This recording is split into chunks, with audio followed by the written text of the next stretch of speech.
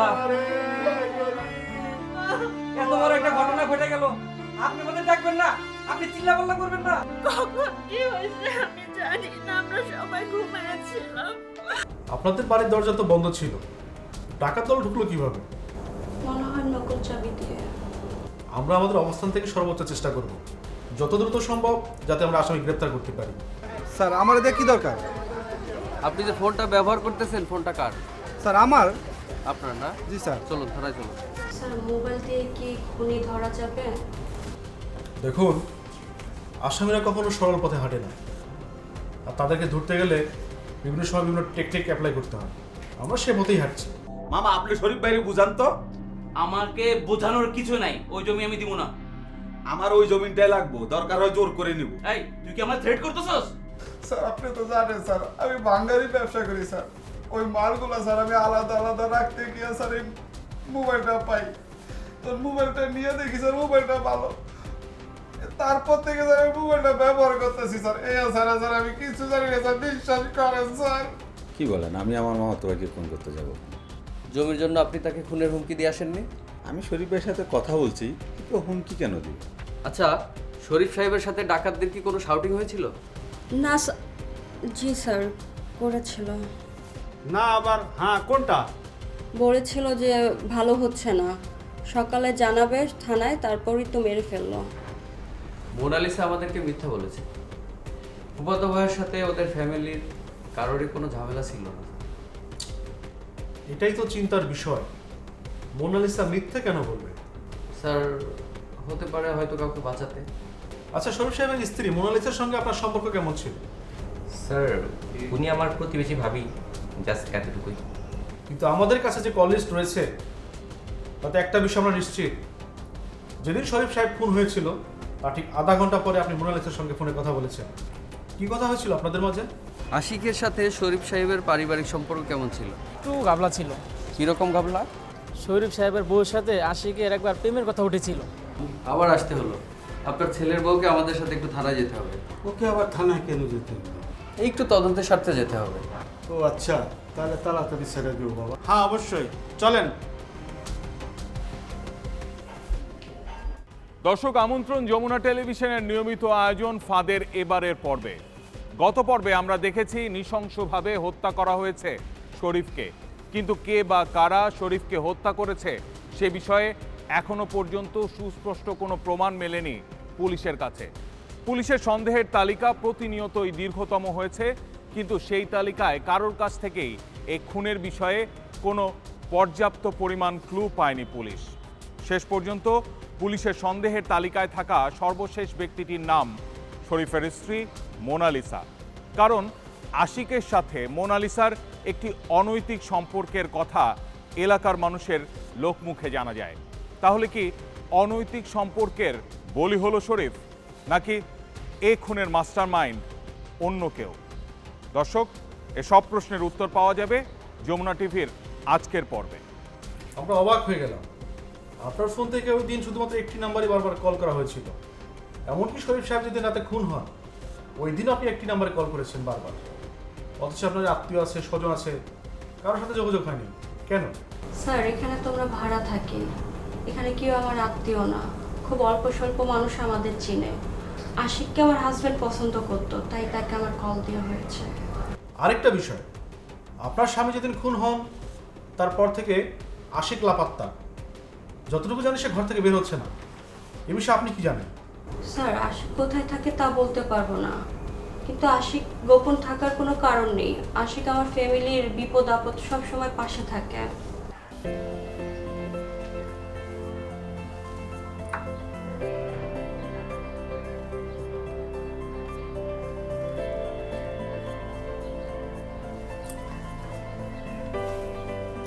এই স্যার তো না, ছাড়বো না।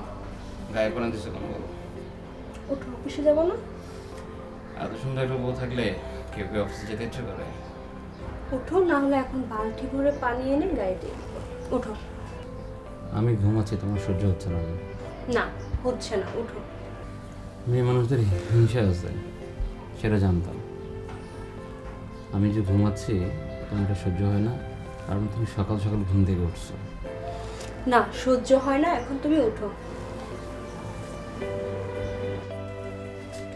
এই কই তুমি? আমার অফিসে লেট হয়ে যাচ্ছে।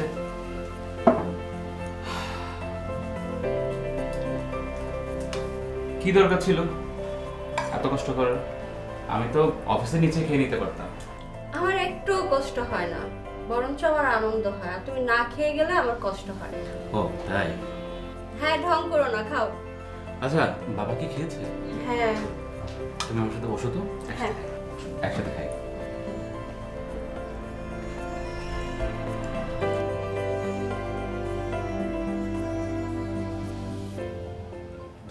তারপর কি করেছিল সারাদিন? আপনাদের মধ্যে কোনো দ্বন্দ্ব বা মনোমালিন্য হয়েছে?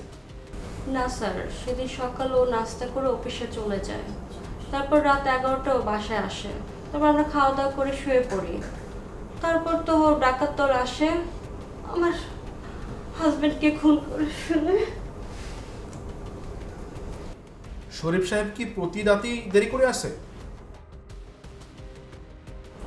না স্যার, সেদিন অফিস থেকে জাফর ভাইয়ের সাথে দেখা করতে গিয়েছিল, তার থেকে আমরা জমি কিনেছি ওই ব্যাপারে কথা বলতে।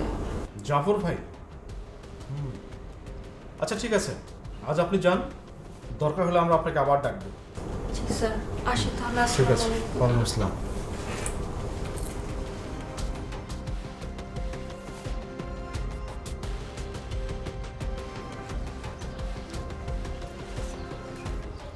ভাই, আপনার নাম কি জাফর? হ্যাঁ প্লিজ আমাদের সাথে একটু থানায় চলুন, ওসি স্যার আপনার সাথে একটু কথা বলুন। চলুন। চলুন।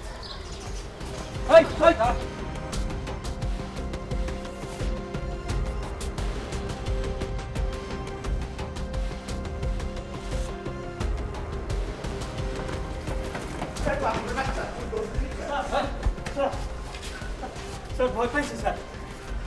কি অপকর্ম করেছিস? স্যার কাকে খুন করেছিস?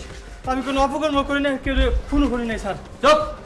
তাহলে দৌড়াচ্ছিলি কেন? স্যার ডরাইছি স্যার। তুই যদি কোনো অপরাধ করে না থাকিস তাহলে ডরাবি কেন? নিয়ে চলো। চল স্যার, স্যার আমি কিছু করি নাই স্যার। সময় গড়িয়েছে অনেকখানি। পুলিশ আর খুনির সাথে চলতে থাকা ইঁদুর বেড়াল খেলার শেষ কোথায়? দেখা যাক কতটুকু পানি গড়ালে রহস্যের কূপ উন্মোচিত হয়।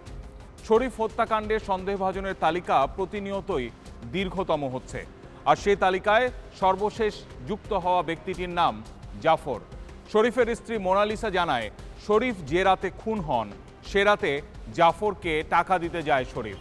তাহলে কি জাফরই এই ডাকাত দলের মূল হোতা, নাকি এ খুনের সাথে আরও অন্য কেউ জড়িত? পুলিশের কাঠগড়ায় জাফর, চলছে জিজ্ঞাসাবাদ।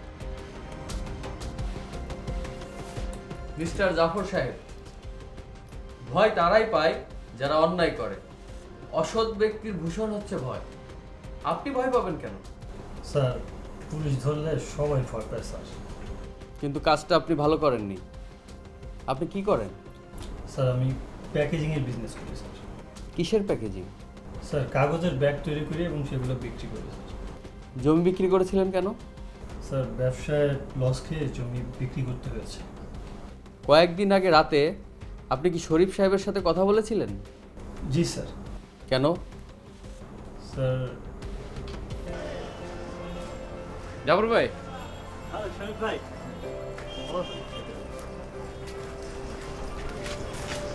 ভাই জমির টাকাটা। ধন্যবাদ ভাই গুনে দেখেন। আরে ভাই গুনতে হবে না, আপনার প্রতি আমার ওই বিশ্বাস আছে। ওই বিশ্বাস না থাকলে টাকা বাকি রেখে জমি তুলে দিতাম না ভাই। ঠিক আছে ভাই, আমি তাহলে আসি ভাই। ভাই একটু চা খান ভাই। না রে ভাই, আজকে অনেক কাজ আছে আমার সাথে। আচ্ছা ঠিক আছে, ভালো থাকেন ভাই। হ্যাঁ ভাই।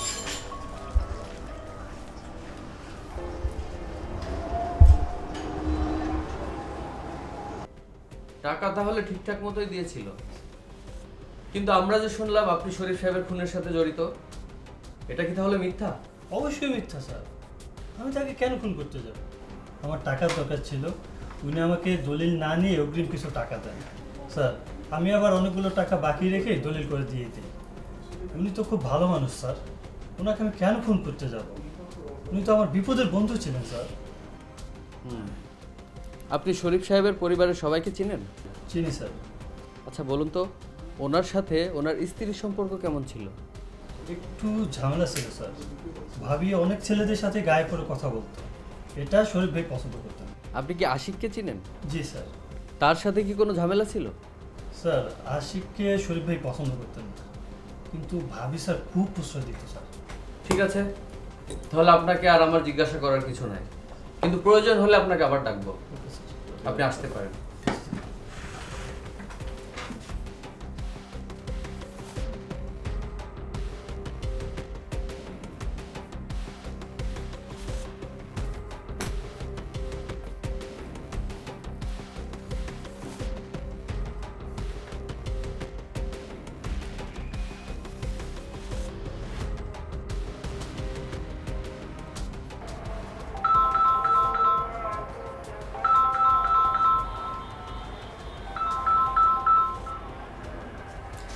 হ্যালো, আসসালামু আলাইকুম স্যার।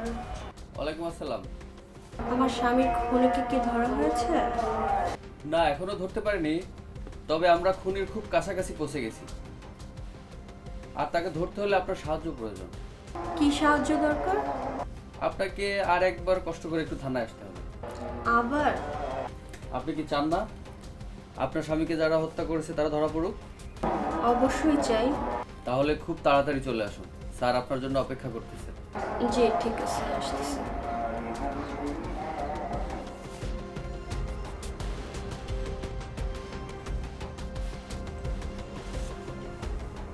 দেখুন, আপনি আমাদের কাছে তথ্য গোপন করেছেন। স্যার আমি কি তথ্য লুকিয়েছি? আপনার স্বামীর গলায় নখের আঁচড়ের দাগ পাওয়া গেছে। খুব সম্ভবত সেটা আপনার নখের আঁচড়ের দাগ। এটা 2-1 দিনের মধ্যে রিপোর্ট পেলে আমরা নিশ্চিত হতে পারবো। এবার বলেন, তার গলায় কীভাবে আঁচড় লাগলো? স্যার আমার খেয়াল ছিল না বলতে, ওটা আমারই নখের আঁচড়। আপনার স্বামীকে গলা টিপে হত্যা করতে গিয়ে নখের আঁচড় লাগিয়েছেন, তাই না? স্যার আমার স্বামী খুন হয়েছে আর আপনি আমাকেই দোষারোপ করছেন, এটা কেমন বিচার? দেখুন, বাজে কথা বলবেন না।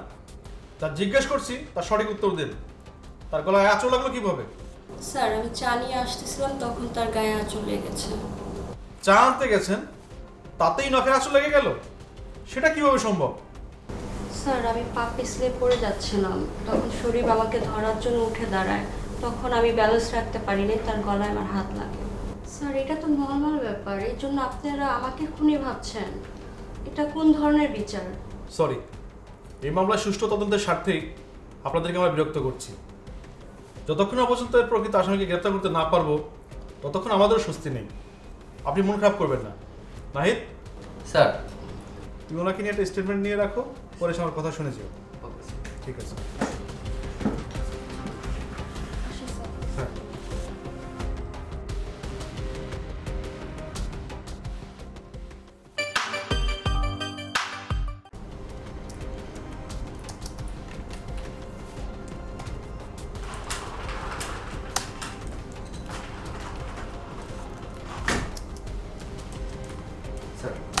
হ্যাঁ, বসো।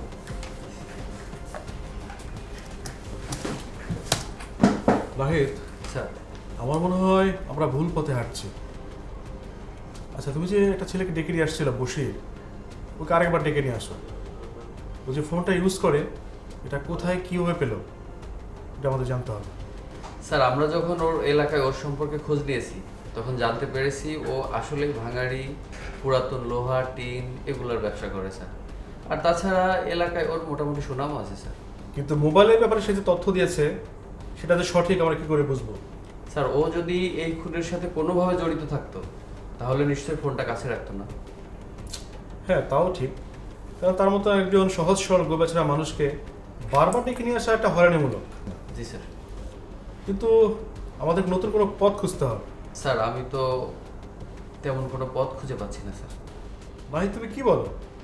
তুমি মনে হয় ভুলে গেছো যে অপরাধীরা যত চালাক হোক না কেন, অপরাধ করার পরে কোনো না কোনো ক্লু সে রেখে যাবেই, আর সেই ক্লুটাকে আমাদের খুঁজে বের করতে হবে। জি স্যার, আমি চেষ্টা করছি স্যার। ঠিক আছে।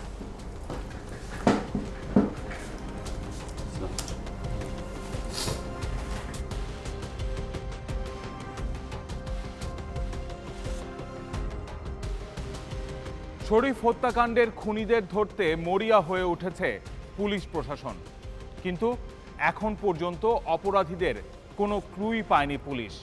আর এরকম একটি ক্লুলেস মামলায় অপরাধীদের ধরতে পুলিশ যে হিমশিম খাবে সেটাই স্বাভাবিক, কারণ জমি কেনাবেচার বিষয়ে এখনো পর্যন্ত কোনো দ্বন্দ্ব ঝামেলা পায়নি পুলিশ। পরকীয়ার বিষয়েও এলাকার লোকজন মুখে মুখে বললেও সে বিষয়েও কোনো প্রমাণ নেই পুলিশের হাতে। এমনকি মোবাইল ফোনের সূত্র ধরেও কোনো ক্লু পাচ্ছে না পুলিশ। তাহলে কি হবে শরীফ হত্যাকাণ্ডের তদন্তে? এমন সময় জাফর সাহেব হাজির হন থানায়।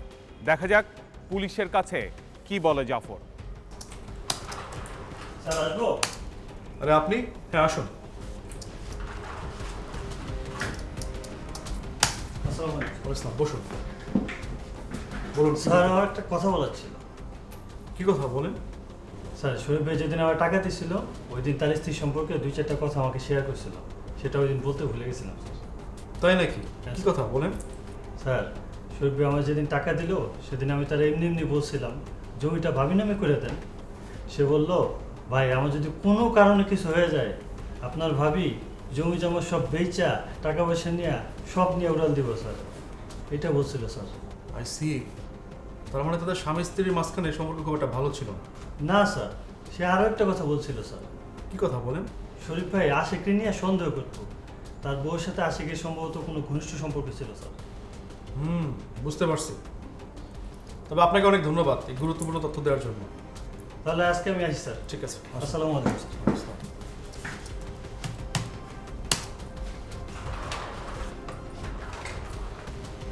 মাহির, একটু রুমে আসো।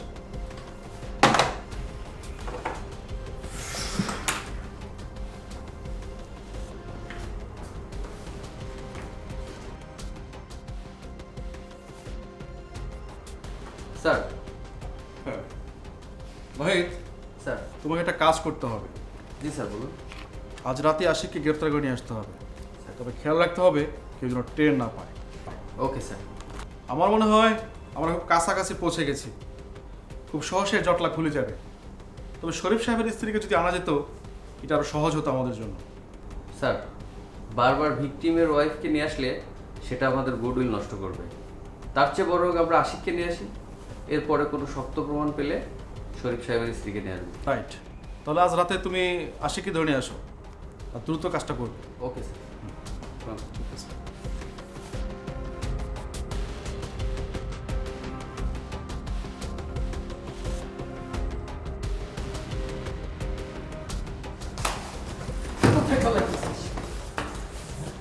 স্যার স্যার স্যার আপনাকে স্যার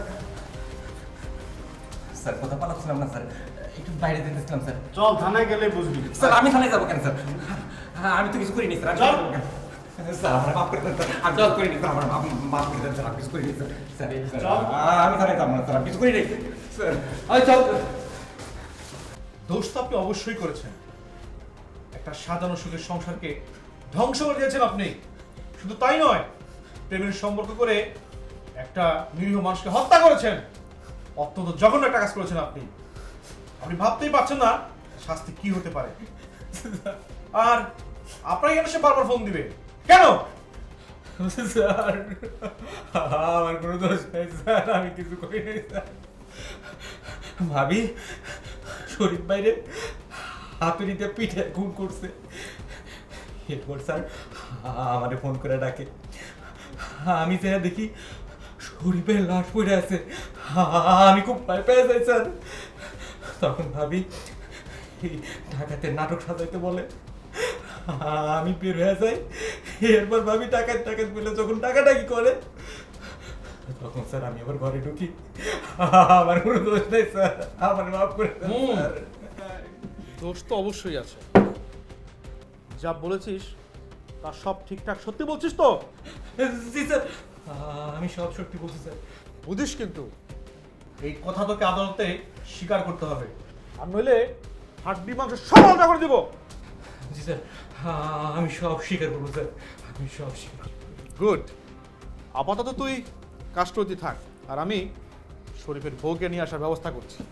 স্যার স্যার আমার সাইরা দেন স্যার, স্যার আমি কিছু করি নাই স্যার, আমার সাইরা দেন স্যার, স্যার আমার সাইরা দেন স্যার। পাপী ব্যক্তিরা অন্যের পাপকেও নিজের পাল্লায় মাপার চেষ্টা করে। পুলিশের কাঠগড়ায় আবারও আশিক, জিজ্ঞাসাবাদে সে জানায় এ ঘটনায় তার কোনো দোষ নেই। মোনালিসা তার স্বামী শরীফকে হাতুড়ি দিয়ে নৃশংসভাবে হত্যা করার পর আশিককে ফোন দেয়, আর তখন আশিক ঘটনাটিকে ডাকাতির নাটক সাজাতে বলে। ব্যাস এটুকুই। কিন্তু খুন করেছে মোনালিসা, আশিকের এ ঘটনায় কোনো দোষ নেই। আশিকের ঘটনার সত্যতা প্রমাণ করার জন্য পুলিশ ছুটছে মোনালিসার কাছে। দেখা যাক মোনালিসা পুলিশের কাঠগড়ায় কি বলে।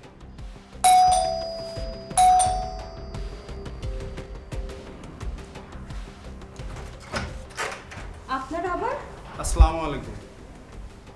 আমাদের সাথে থানায় চলুন। থানায় আবার কি কাজ? আপনার স্বামী যেভাবে খুন হয়েছে সেভাবে তথ্য দিবেন, চলুন। স্যার আমরা কি তথ্য দিব? সবার মুখ তো ঢাকা ছিল, আমরা চিনতে পারিনি। কিন্তু আপনার মুখ তো খোলা ছিল, চলুন। না, যাব না। আপনাকে যেতে হবে, আর যদি আপনি না যান তাহলে ধরে নেব এই খুনের সাথে আপনিও জড়িত ছিলেন। এগুলো কি বলতেছেন? স্বামী আমার মারা গেছে, আমি কেন খুন করব তাকে? আপনি কেন খুন করবেন তার হাজারো কারণ থাকতে পারে। দেখুন, আপনার উপরে যাতে আমাদের সন্দেহ না হয় সেজন্যই আপনি আমাদের সাথে চলুন। আপনারা আমাদের সাহায্য করার পরিবর্তে আরো ঝামেলায় ফেলাচ্ছেন। এমনিতেই আমার শ্বশুরের শরীর ভালো না, আমি যেতে পারবো না। কোনো সমস্যা নেই, আপনি আমাদের সাথে যাবেন। ওসি স্যার কিছু প্রশ্ন করবে, সুন্দর করে উত্তর দিবেন। আপনাকে আমরা আবার নিজে নামিয়ে দিয়ে যাব। চলুন প্লিজ। চলুন। চলুন।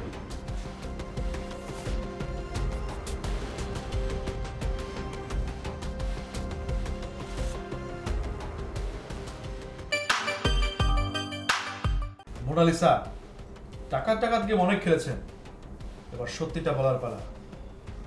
এই ডাকাত নাটকটা আর একবার উচ্চারণ করবেন না। আশিক সবকিছু স্বীকার করে দিয়েছে, এবার আপনার পালা। স্যার কি বলেছে? আপনি খুন করে ডাকাতির নাটক সাজিয়েছেন, আর আশিককে বাধ্য করেছেন আপনাকে হেল্প করতে। মিথ্যে কথা, আমি বাধ্য করিনি, বরঞ্চ ও আমাকে বাধ্য করেছে আমার স্বামীকে খুন করতে। দেখুন, এখনো সময় আছে। কে সত্যি বলছে আর কে মিথ্যে বলছে এটা এখনই পরিষ্কার হয়ে যাবে। ঠিকঠাক বলুন, কে খুন করেছে? স্যার আশিকের সাথে আমার সম্পর্ক ছিল। হ্যাঁ, তোমাকে বলে কথা শোনো না কেন? শরীর চলে আসবে আজকে। আমার কথা শোনো না। ঠিক আছে। এই তুমি কার সাথে কথা বলছিস? বাড়িতে আম্মুর সাথে। আম্মুর সাথে? দেখি ফোনটা দাও, ফোনটা দাও, ফোনটা দাও, এই ফোনটা দাও। তুমি লন্ড্রিওয়ালার সাথে কথা বলতেছো আর আমাকে বলছো তুমি মায়ের সাথে কথা বলছো। কেন মিথ্যা বলছো? কি করব? আমি কথা বললে তো তুমি সন্দেহ করো, এই জন্যই তো মিথ্যা বলতে হয়। মিথ্যা বলাতে সন্দেহ হয়েছে, লন্ড্রিওয়ালার সাথে ফিস করে কথা বলার কি আছে? তুমি নরমালি কথা বলতে পারো। তোমার জন্য আমার এইভাবে কথা বলতে হয়, তোমার এই সমস্যা, তোমার ওই সমস্যা, এইটা সেটা, এই জন্য আমার মিথ্যা বলতে হয়। মোনালিসা, তুমি কিন্তু মিথ্যাচার করে যাচ্ছ। একটা মিথ্যাকে রাখতে গিয়ে আরো একটা মিথ্যা কথা বলছো। ব্যাস, আমাদের একটু থামা দরকার। সমস্যা কিন্তু দিন দিন জটিল হয়ে যাচ্ছে। ও সমস্যা আমি জটিল করতেছি? তুমি তো সাধু। আমি সাধু না চোর নিশ্চয়ই এত বছর সংসার করার পরে নিশ্চয়ই বুঝতে পেরেছো। আর তুমি অপ্রাসঙ্গিকভাবে আমাকে আক্রমণ করে মিথ্যাকে ঢাকার চেষ্টা করছো। উনি তোমার মা ছিল না।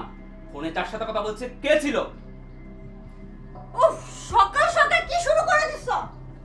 মোনালিসা, এটা কিন্তু ভালো হচ্ছে না কিন্তু।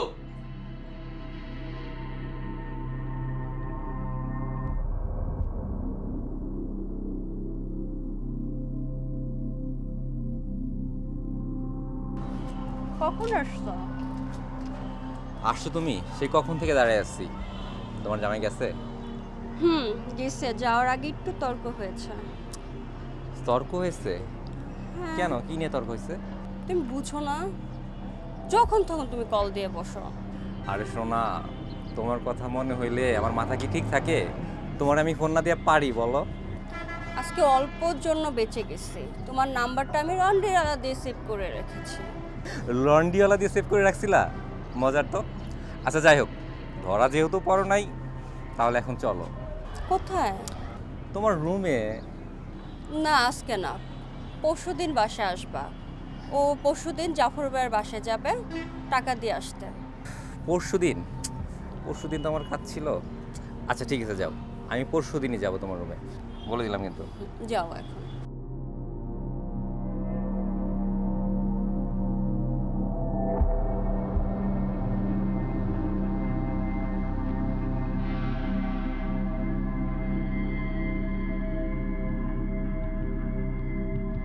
আব্বা, আব্বা, হ্যাঁ আব্বা ওষুধটা খেয়ে নেন। ও ওষুধ এনেছো? হ্যাঁ বাবা।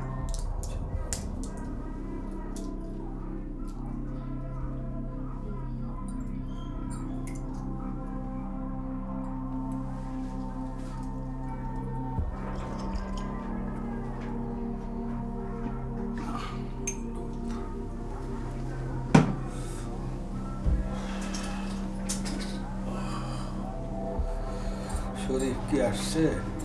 না বাবা, আজকে আসতে একটু দেরি হবে। কেন? অফিস থেকে ওই যে জায়গা কিনছে ওইখানে যাবে টাকা দেওয়ার জন্য। ও আচ্ছা। তাহলে বাবা আপনি শুয়ে পড়েন। আচ্ছা দেখি, নিচে হয়ে যান।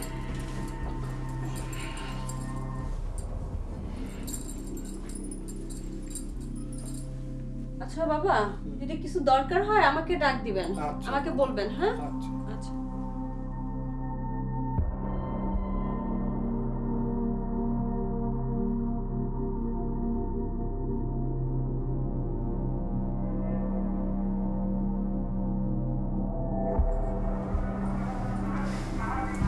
তুমি কখন আসলা? অনেকক্ষণ হলো, প্রায় 10 মিনিট হলো বসে আছি। তুমি আঙ্কেলের রুমে কি করতেছিলে এতক্ষণ? আরে ঘুমের ওষুধ খাওয়াই দিয়ে আসলাম বইরাকে, নাহলে তো টের পাই যাবে। তাই? হ্যাঁ। আসো, তুমি একটু আমার কাছে এসো। বসো।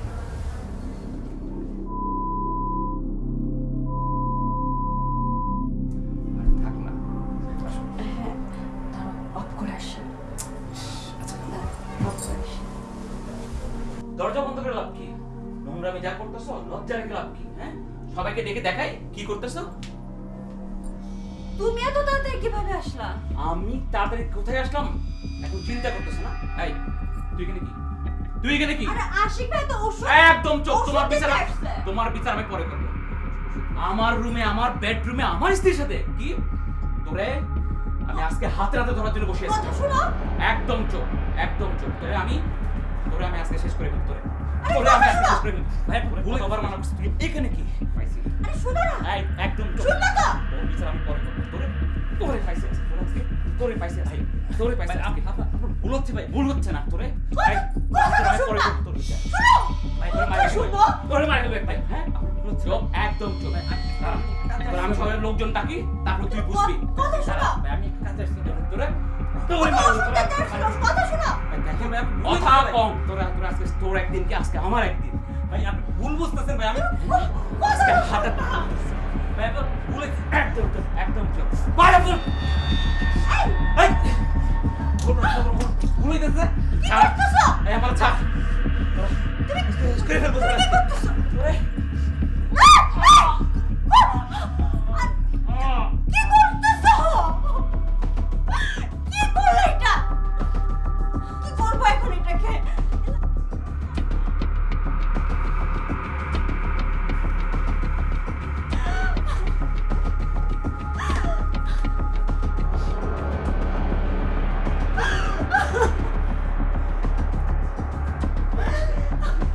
এখন কি করবো বলো? আর মরাই উচিত। ও যদি বাইতে থাকতো তাহলে তোমার আমার সম্পর্ক কোনোদিনও মিল হইতো না, তোমার আমার সংসার কোনোদিন হইতো না। বলো, তুমি যেটা বলবা সেটাই করবো। লাস্টে এখন কি করবো? চলে যাওয়ার পর তুমি টাকা দিয়েছিলে, বলবা যে ঘরে টাকা রাখলো, টাকা ধরে মেরে গেছে, ঠিক আছে? একটা দড়ি আছে,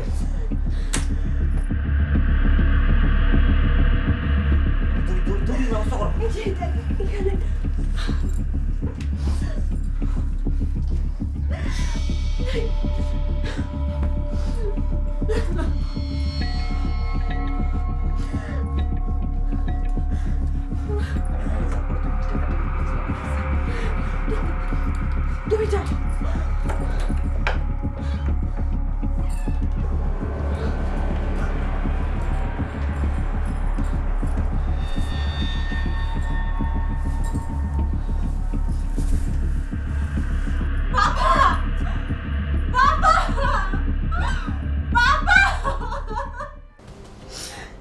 আমি কিচ্ছু জানতাম না স্যার, আমাকে ক্ষমা করে দেন, আমি ভুল করছি।